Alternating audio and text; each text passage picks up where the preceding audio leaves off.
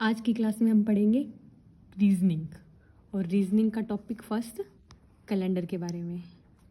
Mostly हम reasoning में जो पढ़ते हैं वो कैलेंडर इंग्लिश कैलेंडर होता है, जिसको सन कैलेंडर भी बोलते हैं। ये कैलेंडर सन बेस है और जो नॉर्मली हम घरों में यूज़ करते हैं वो रीजनल कैलेंडर होते हैं, जो कि तेलुगु, हिंदी, काफ़ी लैंग्वेज में बनते हैं।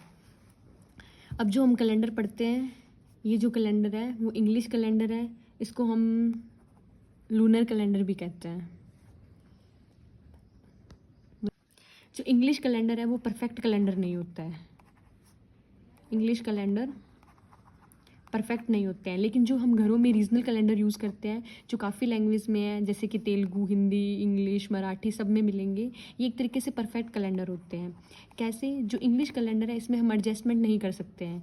ये क्या है, 366 डेज़ का या 365 डेज़ का कैलेंडर होता है। जो हमारा रीजनल कैलेंडर है इसमें क्या होता है कि कई बार क्या होता है कि कोई दिन इंक्रीज़ हो रहा है या डिक्रीज़ हो रहा है, उसको हम मैनेज कर सकते हैं। जैसे कि हम अपने नहीं बोलते हैं कि दशमी 2 दिन आ गई है, मान लो कोई 2 दिन इंक्रीज़ करने हैं डेज़ साल में, तो हम इसमें रीजनल कैलेंडर में कर सकते हैं कि दशमी 2 दिन आ गई। और अगर मान लो अपने को कोई चीज़ कम करनी है तो हम क्या करेंगे कि तिथि को 1 दिन बना देंगे कि नवमी थी और दशमी 1 घंटे के लिए आई, फिर अगले दिन एकादशी आ गई। तो इसमें हम एडजस्ट कर सकते हैं क्योंकि ये परफेक्ट कैलेंडर होता है। लेकिन जो इंग्लिश कैलेंडर होता है उसको परफेक्ट कैलेंडर नहीं बोलते हैं। लेकिन हम नॉर्मली जो रीजनिंग में जो क्वेश्चन आते हैं वो जो हम कैलेंडर पढ़ते हैं वो इंग्लिश कैलेंडर ही होता है। अब हम बात करते हैं यूज़ ऑफ कैलेंडर, कि हम फिर ये कैलेंडर क्यों पढ़ रहे हैं जब ये अनपरफेक्ट है, मतलब इतना परफेक्ट कैलेंडर नहीं है, फिर भी हम इसको पढ़ रहे हैं। क्यों पढ़ रहे हैं? हम कैलेंडर इसलिए पढ़ते हैं, हमें कोई पर्टिकुलर डेट पता हो, जैसे कि 2 अक्टूबर, हमें पता है 2 अक्टूबर को महात्मा गांधी जयंती होती है, ये दिन हमें पता है। तो हम इस डेट के थ्रू हम ये बता सकते हैं कि इस दिन कौन सा डे होगा। मतलब लाइक 2 अक्टूबर 2025, हमें पता है 2 अक्टूबर को क्या है, महात्मा गांधी जयंती आती है, तो 2025 के दिन ये कौन सा डे होगा, इसको निकालने के लिए हम ये इंग्लिश कैलेंडर का यूज़ करते हैं या कैलेंडर के बारे में पढ़ते हैं। जैसे कि हमने जनरली बेस पे आपको बताया कि यूज़ ऑफ कैलेंडर क्या है, कि हमें कोई पर्टिकुलर डेट पता हो तो उसका हम डे निकाल सकते हैं। उसी तरीके से कुछ बेसिक्स चीज़ें जो हमें पता होनी चाहिए, जैसे कि how many months in a year consistent of 30 days, मतलब कितने मंथ, महीने के ऐसे होते हैं जिनमें 30 डेज होते हैं। नॉर्मली आप लोग बोलोगे अप्रैल, जून, सितंबर, नवंबर का जो मंथ होता है वो 30 डेज का होता है, लेकिन नहीं, इसने पूछा हाउ मैनी मंथ्स, मतलब कितने, मतलब 1 ईयर में कितने मंथ्स ऐसे होते हैं जिनके पास 30 डेज होते हैं। ओनली फरवरी को छोड़ के सबके पास 30 डेज होते हैं। तो 11 मंथ्स जो होते हैं उनके पास 30 डेज होते हैं। अगर ये आपसे क्वेश्चन में पूछता how many months in a year consistence of only 30 days, only 30 days बोलता, तब आप बोल सकते थे अप्रैल, जून, सितंबर और नवंबर के पास 30 डेज होता है। इसने पूछा टोटल कितने मंथ्स के पास 30 डेज होते हैं, तो वो तो 11 मंथ्स के पास होते हैं, फरवरी को छोड़ के। फरवरी 28 या 29 डेज का होता है। दूसरा क्वेश्चन जो हमें बेसिक्स पता होना चाहिए कि which is a first day of week. जो फर्स्ट डे होता है ऑफ ए वीक का वो हमारा होता है संडे। हमारा जो वीक का फर्स्ट डे है वो स्टार्ट होता है संडे से। और बेसिक्स हमें एक ये चीज़ पता होनी चाहिए, व्हाट इज़ द डिफरेंस। हम जो कैलेंडर में 2 वर्ड यूज़ करते हैं, difference between AD and BC। जो AD होता है ये होता है एनो डोमिनी, और जो BC होता है वो होता है बिफोर क्राइस्ट। ये टर्म हम कैलेंडर में यूज़ करते हैं। मतलब एनो डोमिनी मतलब होता है होली ईयर, इसे होली ईयर भी बोलते हैं। मतलब जब हमने इंग्लिश कैलेंडर बनाया, जो हमने इंग्लिश कैलेंडर बनाया उसे हम होली ईयर बोलते हैं, होली ईयर या एनो डोमिनी। लेकिन जब हमने इंग्लिश कैलेंडर बनाया इससे पहले का जो टाइम बीत चुका था उसे हम बिफोर क्राइस्ट बोलते हैं। ठीक है, ये बेसिक्स चीज़ें हमें पता होना चाहिए। अब हम बात करते हैं, एक होता है लीप ईयर और एक होता है नॉर्मल ईयर। नॉर्मली कोई पर्सन है, उसका बर्थडे एक साल में कम मिनिमम टाइम एक साल लेता है, एक साल में किसी का बर्थडे आ जाता है, मैक्सिमम कितना टाइम लेता है किसी इंसान का बर्थडे आने में, मैक्सिमम कितना टाइम लग सकता है? Minimum time 1 year, maximum time कितना लग सकता है किसी इंसान का बर्थडे आने में, मतलब कितना वेट कर सकता है वो मैक्सिमम, तो वो होता है 8 ईयर। नॉर्मली हम बोलते हैं कि जो फरवरी होता है 28 फरवरी और 29 फरवरी, जो 29 फरवरी है ये 4 ईयर्स में आता है, ये बात बोलते हैं। लेकिन यहाँ मैक्सिमम टाइम तो किसी को वेट करना पड़ सकता है अपने बर्थडे के लिए 8 ईयर। क्यों? ये 4 ईयर तो वेट करते ही हैं, बट मैक्सिमम 8 ईयर कैसे वेट कर रहे हैं ये बताते हैं। जैसे कि लीप ईयर मतलब जिसमें 29 फैब आएगी, और नॉर्मल ईयर मतलब जिसके अंदर ओनली 28 फैब आती है। अब लीप ईयर कैसे पता चलेगा कि कोई जो सन है, जैसे कि अपने बात करते हैं 1232, ये कोई ईयर है, तो आपको कैसे पता चलेगा कि ये लीप ईयर है या नॉर्मल ईयर है? मतलब लीप ईयर मतलब 366 डेज, यानी 29 फैब आएगी इसमें। और नॉर्मल ईयर्स में क्या होता है? नॉर्मल ईयर्स को मैं NY से डिनोट कर रही हूँ। नॉर्मल ईयर्स में 365 डेज होता है, यानी जो फैब होता है वो 28 डेज का होता है। ठीक है, तो हम कैसे आइडिया लगा सकते हैं कि जो हमारे पास ईयर है वो लीप ईयर है या नॉर्मल ईयर है? तो लीप ईयर के लिए हम क्या करते हैं, इस वैल्यू को जो है हमारे पास ईयर दे रखा है, इसको हम 4 से डिवाइड करेंगे। अगर 4 से डिवाइड करने पे ये पूरा 4 से डिवाइड हो जाता है, 4 से डिविजिबल हो जाती है ये वैल्यू, तो ये क्या हो जाएगा? लीप ईयर कहलाएगा। अगर ये 4 से डिवाइड नहीं होती है तो वो नॉर्मल ईयर कहलाएगा। जैसे 1232 4 से डिवाइड हो रहा है, 38 आ रहा है, तो मतलब जो ये 1232 है ये लीप ईयर है, मतलब इसमें 366 डेज होंगे और 29 फैब आएगी। अब एग्जाम्पल के लिए हम बात करते हैं,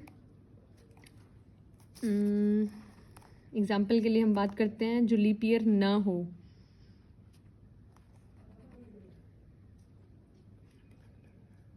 वन। अब ये है, ये 4 से डिविजिबल नहीं है, 4 से डिविजिबल नहीं है, तो ये जो ईयर है ये लीप ईयर नहीं है, ये नॉर्मल ईयर है। मतलब इसमें 365 डेज आएंगे इस ईयर में, 28 फैब आएगी।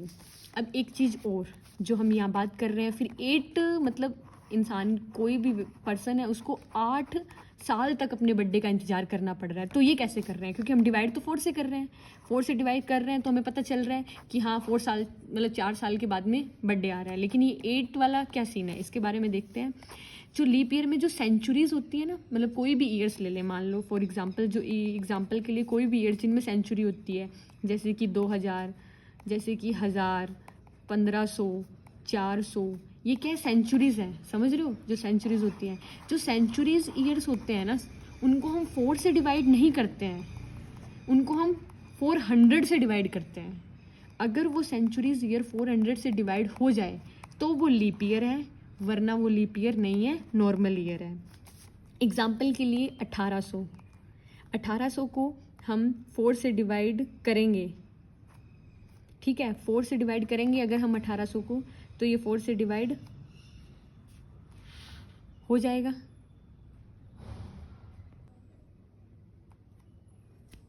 तो 1800 है, इसको हम 4 से डिवाइड करेंगे तो ये 4 से डिवाइड हो रहा है, ठीक है। तो 4 से डिवाइड हो रहा है तो एक तरीके से ये लीप ईयर होना चाहिए, बट जो 1800 है वो लीप ईयर नहीं होता। क्यों? क्योंकि ये क्या एक सेंचुरी है, और सेंचुरी को हम 4 से नहीं 400 से डिवाइड करेंगे। अब अगर हम इसको 400 से डिवाइड करते हैं तो 400 से तो 1800 डिवाइड नहीं हो रहा है, मतलब कि ये लीप ईयर नहीं है, ये नॉर्मल ईयर है। 1800 जो है, हम लीप ईयर के लिए 1800 सन दे रखा है हमें कोई, ठीक है, हमें चेक करना है ये लीप ईयर है या नॉर्मल ईयर है। तो लीप ईयर के लिए हम 4 से डिवाइड करते हैं। अब ये वैल्यू 1800 4 से डिविजिबल है, तो मतलब कि लीप ईयर होना चाहिए। लेकिन 1800 मैंने क्या बताया था कि जो 1800 है सेंचुरी है, ये एक सेंचुरी को हम 400 से डिवाइड करेंगे, और 400 से ये डिवाइड नहीं हो रही है, तो मतलब ये लीप ईयर नहीं है। मतलब 1996 4 से डिवाइड हो रहा है तो ये लीप ईयर है। लेकिन 2000 जो है वो भी लीप ईयर है, तो यहाँ तो गैप 4 साल का है, 4 साल के बाद में लीप ईयर आ रहा है।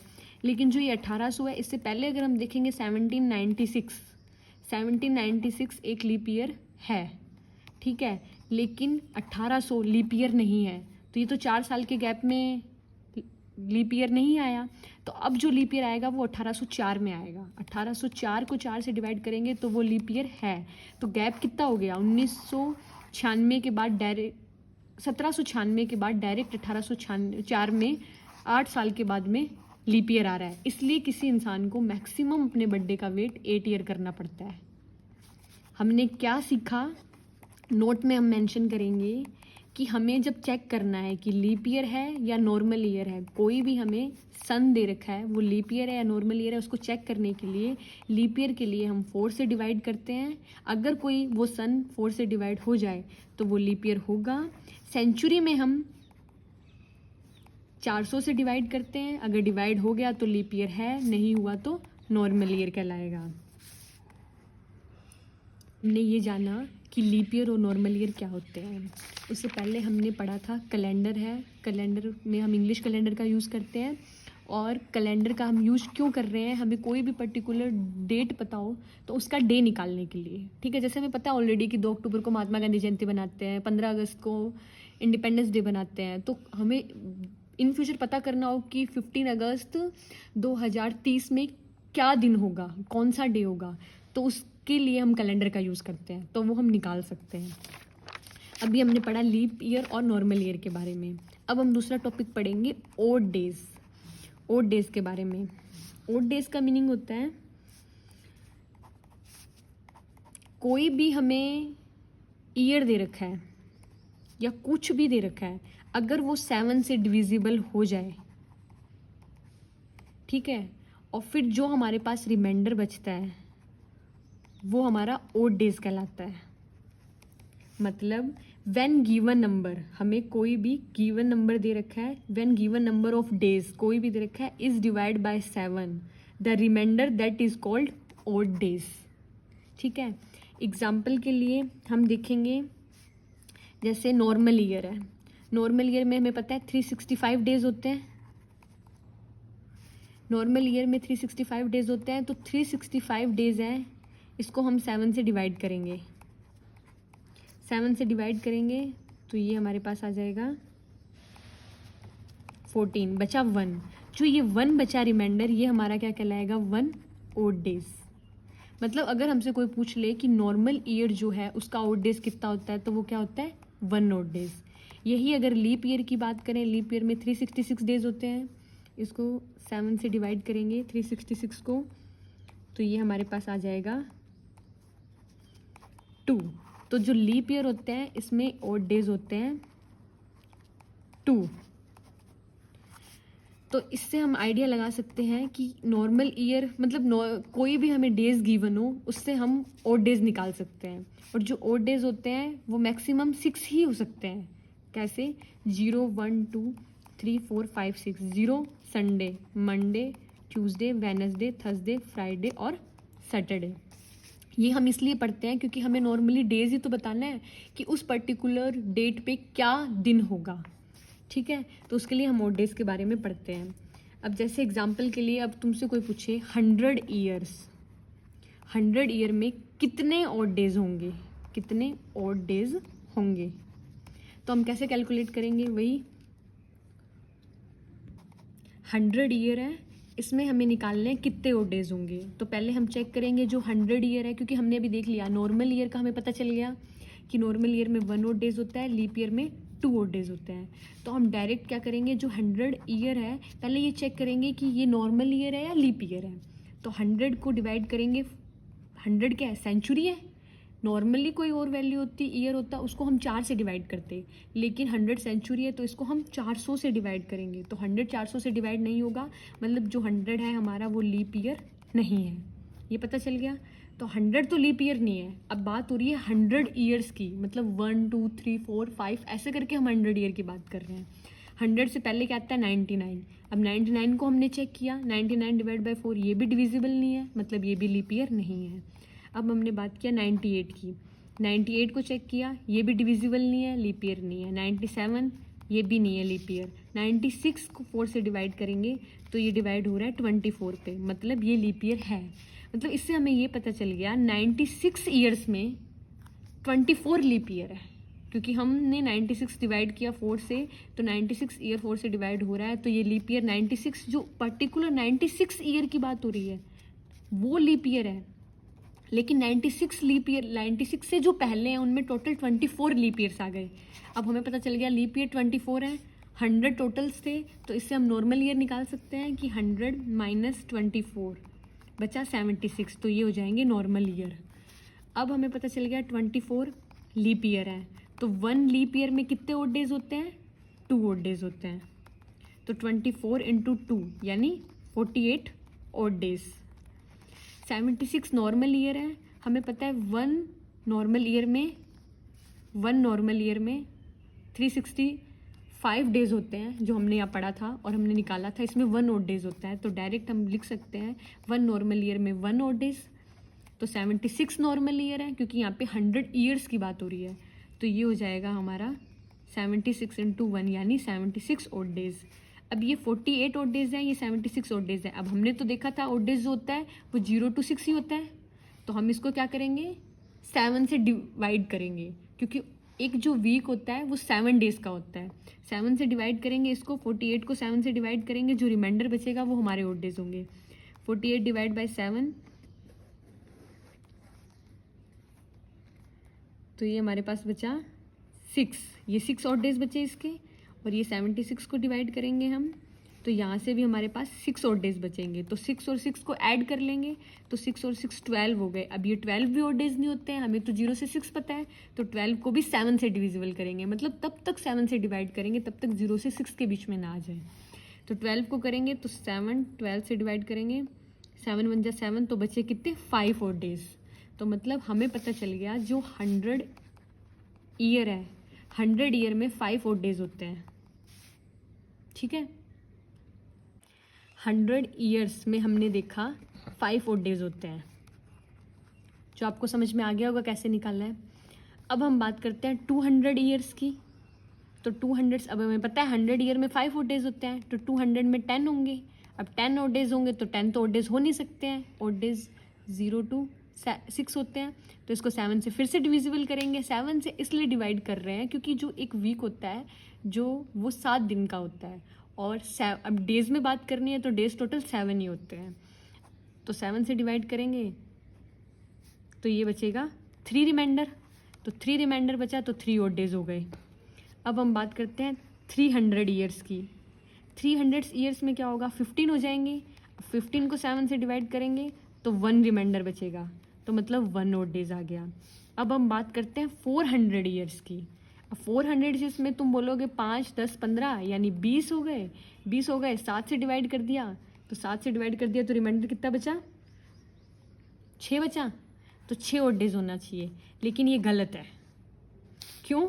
क्योंकि जो 400 है वो क्या है, 400 खुद एक सेंचुरी है, 400 एक सेंचुरी है। तो हमने यहाँ क्या किया था, 100 को जब हम डिवाइड कर रहे थे 4 से, तो ये एक लीप ईयर नहीं था, ठीक है, इसको भी 4 से डिवाइड किया पता चला, बट 400 में तो क्या है एक सेंचुरी है, तो इसको हम 400 से डिवाइड करेंगे तो ये सेंचुरी तो डिवाइड हो रही है ना, तो मतलब इसमें जो 400 खुद है वो क्या है एक लीप ईयर है, और जो यहाँ 100 200 300 था वो लीप ईयर नहीं था, तो 400 लीप ईयर है। तो हमें पता चल गया 400 लीप ईयर है, तो मतलब 400 डिवाइड बाय 400 यानी 100 बचा, मतलब सीधा सीधा पता चल गया कि जो 100 ईयर हैं, 100 ईयर क्या है लीप ईयर है। ठीक है, अब हम देखेंगे 400 से पहले जो 396 है वो लीप ईयर है, इसको डिवाइड करेंगे तो ये क्या 99 आ रहा है। ठीक है, तो मतलब एक तो 396 ईयर्स तक 99 लीप ईयर हो गए, ठीक है, और एक हम जब ये 400 को डिवाइड कर रहे हैं तो ये भी एक लीप, मतलब जो पर्टिकुलर 400 जो ईयर है ना वो भी एक लीप ईयर है, तो मतलब एक ईयर तो ये हो गया। और 396 में हमने देखा 396 जो साल है उनमें 99 साल ऐसे हैं जो कि लीप ईयर है, और पर्टिकुलर जो 400वां साल है ना, पर्टिकुलर 400th ईयर है वो भी लीप ईयर है, तो मिला के 99 + 1 कितने हो गए 100 leap year, total 100 leap year हो गए हमारे पास। अब इसमें हम क्या देखेंगे, अब जो 396 है इसमें हम देखेंगे जो 300 भी आएगा, 200 ईयर आएगा और 100 ईयर आएगा। ये तो लीप ईयर नहीं है, तो हमने ये तो निकाले ही नहीं इसमें से, क्योंकि हमने तो 396 में से डायरेक्ट 99 लीप ईयर ले लिए और 400 को डिविजिबल करके देख लिया, तो एक ये लेके टोटल 100 लीप ईयर बना दिए। लेकिन जो ये 3 ईयर है ये तो 400 से डिवाइड नहीं हो रहे हैं, तो मतलब ये नॉर्मल ईयर है, ये नॉर्मल ईयर है, तो 100 लीप ईयर में से 3 निकालने पड़ेंगे, तो 97 बच गए। और जो नॉर्मल ईयर है टोटल कितने था, 400 की बात कर रहे थे, लीप ईयर हमने 100 माना, तो नॉर्मल ईयर बचे यहाँ पे 300 ईयर। लेकिन हमने 300 ईयर में से देखा कि 300, 200 और 100 जो साल है पर्टिकुलर, वो भी एक तरीके से नॉर्मल ईयर है, तो यहाँ से 3 कम हो जाएंगे और यहाँ 3 ऐड हो जाएंगे, तो हम निकाल सकते हैं 97 जो है उसको डिवाइड करेंगे 7 से, तो इसमें हमारे पास रिमाइंडर बचेगा 5 और डेज, और यहाँ हम 303 को 7 से डिवाइड करेंगे तो इसमें रिमाइंडर बचेगा 2 और डेज, तो 5 और 2 को जोड़ेंगे तो 7 को 7 से डिवाइड करेंगे तो रिमाइंडर बचेगा 0, तो मतलब 0 और डेज। तो मतलब जो 400 है इसका जो ओड डेज होता है वो 0 ओड डेज होता है। अब हम बात करेंगे 500 ईयर्स की, 500 ईयर की बात करेंगे तो 500 ईयर जो होगा उसका ओड डेज 5 ओड डेज होगा, तो ये चलता रहेगा 600, 7, 8, मतलब हमने क्या जाना, 100 year 5 odd days, 200 year 3 odd days, 300 year 1 odd days और 400 ईयर 0 ओड डेज, और फिर 5, 6, 7, 800, 900, 10, 11, 12 ऐसे करके ये चलता रहेगा। ये भी हम जब हम डेज निकालेंगे उसमें इसका यूज़ होगा। हमने अब तक जो पढ़ा ये सब हमने इसीलिए पढ़ा क्योंकि जो हम कैलेंडर है, कैलेंडर का यूज़ हम करते हैं पर्टिकुलर डेज निकालने के लिए, मतलब हमें कोई गिवन डेट पता हो तो उससे हम डे निकाल सकते हैं, और उसके अंदर ये सब चीज़ें यूज़ होंगी। और डेज का कंसेप्ट जो आपको बताया, उससे पहले जो आपको बताया लीप ईयर और नॉर्मल ईयर चेक करने का कंसेप्ट, ये दोनों कंसेप्ट से हम क्वेश्चन सॉल्व कर सकते हैं और हमारा और डेज का क्वेश्चन सॉल्व हो जाएगा। क्वेश्चन के लिए हम देखते हैं एग्जाम्पल, जैसे 2 Feb 2003, ठीक है, हमें बताना है 2 फरवरी 2003 को कौन सा डे था, ये हमें फाइंड करना है। तो हम कैसे निकालेंगे, 2 फरवरी 2003 की बात हो रही है, हमें बताना है कि इस दिन कौन सा दिन था। अब हम देखेंगे 2003, ईयर 2003 है, 2003 2 फरवरी, मतलब ये ईयर कंप्लीट नहीं हुआ है, मतलब 2003 है वो अनकम्प्लीट ईयर है। जनवरी और फरवरी 2 महीने में की बात हो रही है, तो कहाँ तक कंप्लीट है, मतलब 2002 जो है वो कंप्लीट ईयर है। अब हम देखेंगे 2002, इसमें से हम देखेंगे 2000, हमने जो ये कंसेप्ट सीखा था 100, 2, 3, 4, 500, 6, 700, 800, तो इसमें से हम चेक करेंगे जो 2000 होता है 5, 10, 15, 16, 17, 18, 19, 15, तो ये देखो 100, 200, 3, 4, 5, 6, 7, 8, 9, 10, 11, 12, 13, 14, 15, 16, 17, 18, 19, 20, मतलब जो 2000 है वो यहाँ आएगा, तो मतलब जो 400 का ओड डेज है वही 2000 का होगा, क्योंकि ये सेम रहेगा। यहाँ 2000 की बात हो रही है, मतलब 2000 पे क्या है 0 ओड डेज, 2000 पे क्या है 0 ओड डेज, तो ये 2000 का कितना आ गया 0 ओड डेज आ गया हमारे पास। बच्चे ऊपर के 2 ईयर 2001 और 2002, इसको हम चेक करेंगे कि ये नॉर्मल ईयर है या लीप ईयर है। तो 2001 और 2002 सेंचुरी नहीं है, तो नॉर्मली 4 से डिवाइड करेंगे, दोनों 4 से डिवाइड नहीं हो रहे हैं, मतलब दोनों क्या है नॉर्मल ईयर्स हैं। नॉर्मल ईयर्स हम जानते हैं 1 नॉर्मल ईयर मतलब 1 ओड डेज, तो 2 नॉर्मल ईयर्स मतलब 2 ओड डेज, तो 2001 2002 के 2 ओड डेज आ गए, मतलब इन दोनों को मिलाएंगे तो टोटल हमारे पास कितना आ गया 2 ओड डेज। अब हम बात करते हैं, ये हमने कर ली 2002 तक की, क्योंकि 2003 वाला जो साल है वो अनकम्प्लीट है, 2002 तक देखा, 2002 में भी हमने देखा जो 2000 है वो यहाँ से चेक किया, 2000 आता है 400 वाले नंबर पे, तो मतलब कि 0 ओड डेज, ऊपर के जो 2 साल है वो चेक किए लीप ईयर है या नॉर्मल ईयर है, उससे हमने ओड डेज फाइंड कर लिया, तो टोटल हमारे पास आ गए 2 ओड डेज।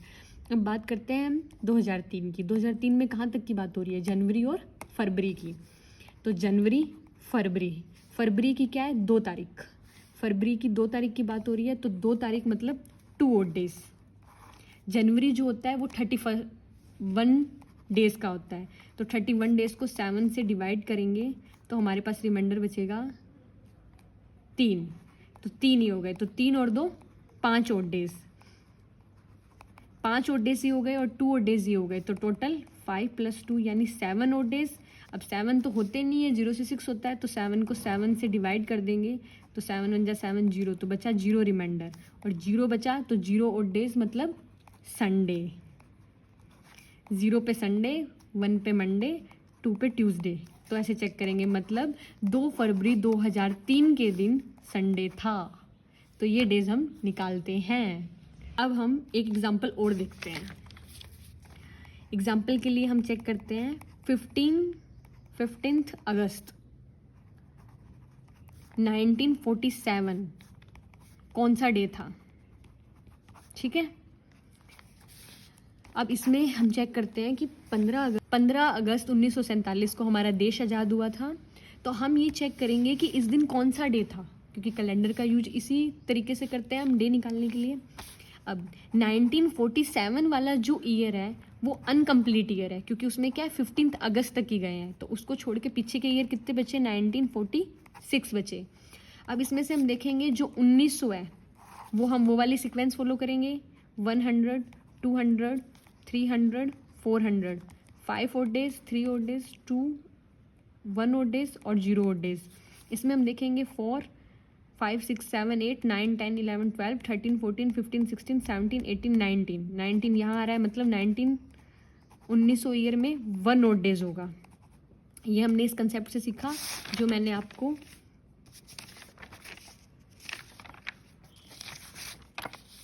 यहाँ बताया था, ठीक है। इस कंसेप्ट से हमें पता चल गया कि जो 1900 है उसमें क्या होगा, 1 ओड डेज होगा। अब हम बात करते हैं, 1900 हो गए, ऊपर बचे 46 ईयर, 46 ईयर रिमेनिंग बच गए। अब 46 ईयर में हम चेक करेंगे कितने लीप ईयर है और कितने नॉर्मल ईयर है, तो 46 जो है वो 4 से डिविजिबल नहीं होगा, मतलब नॉर्मल ईयर। 45 4 से डिविजिबल नहीं होगा, नॉर्मल ईयर। 44 जो है वो 4 से डिविजिबल हो रहा है, मतलब 11 ईयर्स जो हैं वो हमारे क्या होंगे, लीप ईयर होंगे। 46 में से 11 को माइनस किया, पीछे हमारे पास बचे 35, जो 35 बचा ये हमारे पास नॉर्मल ईयर होगा। हम जानते हैं 1 leap year equal to 2 odd days, तो 11 ईयर के लिए हो जाएगा 11 × 2 यानी 22 ओड डेज। और जो ये 22 ओड डेज है इसको हम कन्वर्ट करेंगे 0 to 6 के फॉर्मेट में, तो इसको 7 से डिवाइड करेंगे, 7 को 22 से डिवाइड करेंगे तो ये बचेगा 1 ओड डेज आ गया। अब इधर हम देखेंगे 35 नॉर्मल ईयर है, 1 नॉर्मल ईयर के अंदर 1 ओड डेज होता है, 35 के अंदर 35 ईयर के अंदर 35 ओड डेज हो जाएंगे। तो 35 को फिर हम 7 से डिविजिबल करेंगे तो ये हो जाएगा 35, यानी ये 5 पे चला जाएगा, तो रिमाइंडर बचा 0, तो ये 0 और ये 1, तो टोटल 1 + 0 कितने हो गए, 0 ओड डेज। ये हमारे पास 0 ओड डेज आया। उससे पहले हमने 1900 का देखा, मतलब यहाँ लिखते हैं 1900 का हमने देखा 1 ओड डे, ऊपर के 46 ईयर का देखा 0 ओड डे, ठीक है। अब हम बात करते हैं 1947 वाले ईयर की। सबसे पहले हम देखेंगे 15 अगस्त हो रहा है, तो मतलब जनवरी, फरवरी, मार्च, अप्रैल, मई, जून, जुलाई और अगस्त। अगस्त में कितने हैं, 50 डेज। 50 डेज़ को अब हम 7 से डिवाइड करेंगे, कन्वर्ट करेंगे, तो ये बचेगा हमारे पास 1 ओड डे, ठीक है। अब हम चेक करेंगे जो 1947 ईयर है पर्टिकुलर, ये क्या है, लीप ईयर है या नॉर्मल ईयर है, क्योंकि इससे हमें पता चलेगा जो फरवरी है वो 28 डेज़ की है, 29 डेज़ की है। तो 1947 को हम 4 से डिवाइड करेंगे, नहीं होगा, मतलब नॉर्मल ईयर है, यानी 28 फैब आएगा, तो यहाँ पे 28 डेज़ आएंगे। जनवरी 31 होता है, मार्च 31, अप्रैल 30, मई 31, जून, जुलाई 30 और जुलाई जो है वो 31 डेज़ का होता है। अब ये तो डे है, इनसे ओड डे निकालना है, तो ओड डे निकालेंगे, 7 से डिवाइड करेंगे, मतलब 3 ओड डेज़, 28 से करेंगे पूरा डिवाइड हो जाएगा 0 ओड डेज़। यहाँ से निकालेंगे तो ये हमारे पास 3 ओड डेज़ आ जाएगा, यहाँ से 2 ओड डेज़ आ जाएगा, ये 3 आ जाएगा, ये फिर 2 आ जाएगा और ये 31 वाला 3 आ जाएगा। अब हम क्या करेंगे, ये 3 0 ओड डेज़, 3 ओड डेज़, ये सब ओड डेज़ हैं। अब इसमें हम क्या करेंगे, 7 का ग्रुप बनाएंगे, मतलब या तो इनको पूरा ऐड कर लो, 3 3 6, दो तरीके हैं फर्स्ट स्टेप जो है वो ऐसा है कि इनको ऐड कर लो, 3 3 6 2 8 9 10 11 12 13 14 15 16 और एक 17। तो जो हमारे पास 17 आ चुका है, इससे हम 17 से हम इसको सोल्व करेंगे तो 17 2 जा 14, 3 बचा, तो मतलब हमारे पास 3 और डेज बचे। ठीक है, दूसरा स्टेप क्या है, 7 7 के पेड़ से काट दो, क्योंकि एक तरीके से हमें 7 से डिवाइड करना है, तो काट दो, 3 और 3 6 और एक 7 कटा, बचा 1, 3 2 5, 3 और 2 5 और यहाँ से का बचा 1, तो 1 2 और 3, तो वैसे भी हमारे पास 3 और डेज बचे। अब हमने निकाल लिया जो 15 अगस्त 1947 है, इसके और डेज कितने आए, 3, 1900 का 1 और डेज और 0 और डेज, तो ऐड कर दो, 3 + 1 + 0, हाँ ये 1 होगा ना, 1 1 40। देखो हमने क्या किया है, जो ये किया था 1900, हमने देखा 1900 का 1 और डेज, 1947 है जो अनकम्प्लीट ईयर है, तो 1946 की बात करेंगे, जिसमें जो 1900 है वो हमने देखा 1 और डेज, 1900 का 1 और डेज लिखा, 46 को चेक किया, लीप ईयर निकाल ले 46 में से, देखे 11 लीप ईयर आए, 11 लीप ईयर आए और 35 नॉर्मल ईयर आए, 11 लीप ईयर का और डेज 1 आया और नॉर्मल ईयर का जो डेज है वो 0 आया, तो 1 + 0 को ऐड करेंगे तो ये 1 होगा, यहाँ मिस्टेक हो गई थी, 0 लिखा गया था, ये 1 होगा, तो यहाँ ये 1 और डेज आ जाएगा 46 का। और हमने जो ये चेक किया 15 अगस्त चेक किया, इसमें हमने देखा 1947 जो है वो लीप ईयर है, मतलब फरवरी 28 डेज़ की होगी, लीप ईयर नहीं है, नॉर्मल ईयर है, तो फरवरी 28 डेज़ की होगी, तो इसमें 0 डेज़ होंगे, जनवरी से निकाले, अगस्त हमारे पास 15 अगस्त दे रखा था, इससे 1 और डेज निकाला। 2 मेथड से सॉल्व कर सकते हैं, 7 7 के पेयर से कट कर दो, जो बच्चे वो डेज लिख दो, या टोटल इनको ऐड करके उसको 7 से डिवाइड करके और डेज लिख दो। तो ये हमारे पास आए 3 और डेज, तो 3 ये आए, 1 और डेज ये है और 1 ये है, तो 3 1 और 1 ये टोटल हो गए 5 और डेज। अब हमें पता है 5 पे क्या आता है, फ्राइडे, तो मतलब 15 अगस्त 1947 को फ्राइडे था। ये आप गूगल करके भी चेक कर सकते हैं कि यही डे था या नहीं था, और कमेंट बॉक्स में बताएंगे। अब आज हमने देखा, जो पढ़ा वो बेसिक्स था कैलेंडर के बारे में, कि कैलेंडर क्या होता है। अब कोई भी तुम्हें क्वेश्चन देगा कैलेंडर से रिलेटेड, कि तुम्हें कोई डेट ऑफ बर्थ दे रखी है, उससे तुम डे निकाल सकते हो, तो मैं भी तुम्हें एक क्वेश्चन देती हूँ करने के लिए, जिसका जवाब आपको कमेंट बॉक्स में देना है। आप बताओगे 20 जुलाई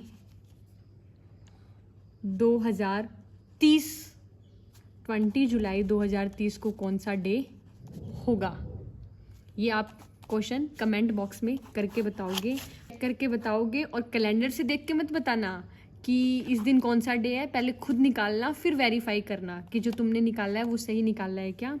ये जो हमने पढ़ा ये आज कैलेंडर का बेसिक्स था। अब कैलेंडर से रिलेटेड कोई भी तुम्हें क्वेश्चन देगा जिसमें डे पूछा जाएगा कि ये पर्टिकुलर डेट है, इसका डे बताओ, तो वो आप लोग निकाल सकते हैं, आपको समझ आ गया होगा। ये बेसिक्स कैलेंडर है। मोस्टली कोई भी कंपटीशन एग्ज़ाम हो, कैलेंडर से रिलेटेड इसी टाइप के क्वेश्चन पूछे जाते हैं, डेज निकालने का।